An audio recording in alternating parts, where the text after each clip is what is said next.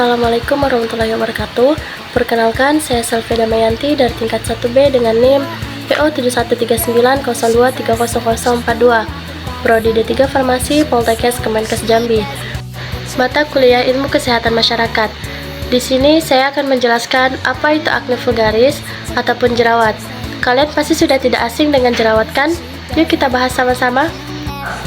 Akne vulgaris adalah kelainan inflamasi kulit umum pada unit pilosebasea yang berlangsung kronis.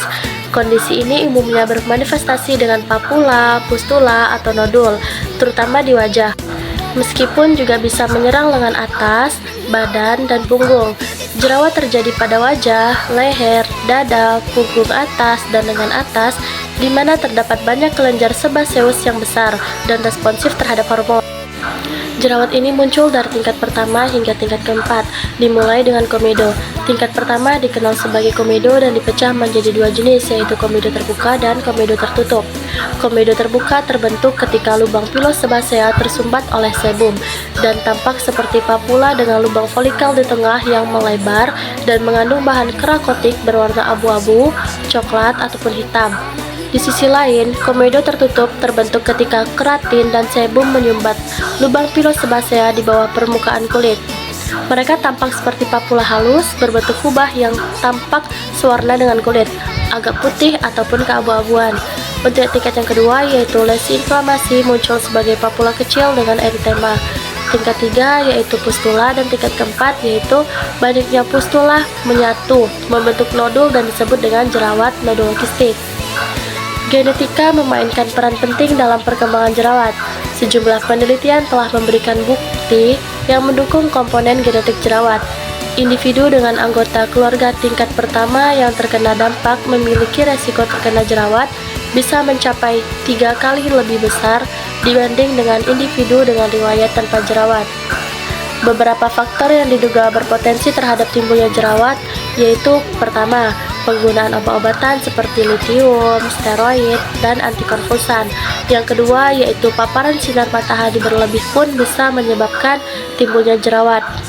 Yang ketiga yaitu kosmetik berbahan dasar minyak ataupun pijat wajah. Yang keempat adalah stres psikologis. Yang kelima yaitu penggunaan bantal, ikat kepala, ransel, dan benda-benda lain yang tidak terjaga kebersihannya.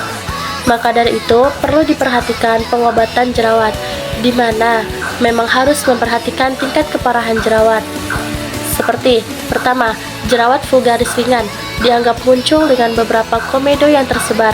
Pendekatan pengobatan utama untuk akne vulgaris ringan adalah terapi topikal yang biasanya melibatkan penggunaan topikal retinoid, benzoil peroksida, clindamycin topikal. Clindamycin topikal bisa dikombinasikan dengan benzoil peroxide dan retinoid topikal, ataupun topikal erythromycin, asam azelat, asam salisilat topikal. Yang kedua yaitu jerawat sedang hingga berat. Dianggap parah bila muncul dengan komedo yang menonjol, papula dengan pustula inflamasi yang besar, dan nodul yang disertai dengan jaringan parut yang mempengaruhi banyak area tubuh.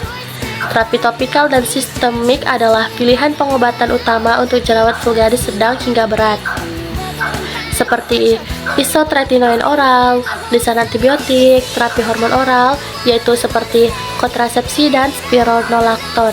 Itu merupakan pilihan efektif bagi wanita yang mencari pengobatan jerawat. Perlu diingat, meskipun jerawat mungkin tidak mengancam jiwa, jerawat dapat menimbulkan efek psikososial yang signifikan dan bertahan lama. Individu dengan jerawat dan bekas jerawat seringkali mengalami peningkatan tingkat kecemasan dan depresi.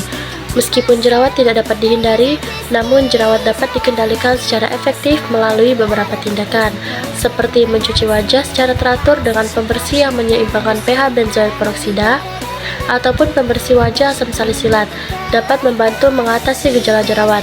Menghindari makanan berbahan dasar susu dapat membantu mengatasi gejala jerawat pada beberapa kondisi. Mengelola tingkat stres pun adalah aspek penting lainnya dalam pengendalian jerawat. Baiklah, sekian yang bisa saya jelaskan mengenai akne vulgaris ataupun jerawat. Jika ada kesalahan ataupun kekurangan, mohon dimaafkan. Saya akhiri. Wassalamualaikum warahmatullahi wabarakatuh.